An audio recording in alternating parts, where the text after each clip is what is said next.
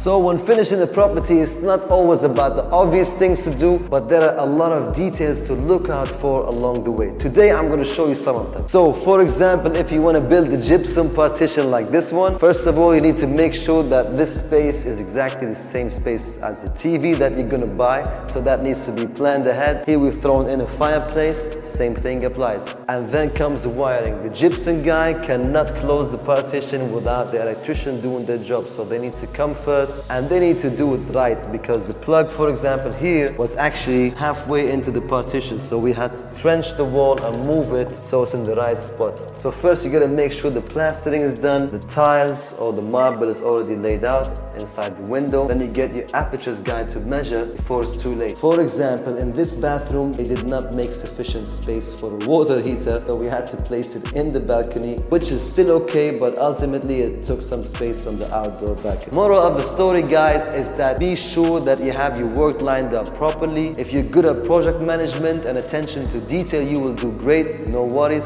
If you are not, try your best, because mistakes here can cost a lot of time and a lot of money.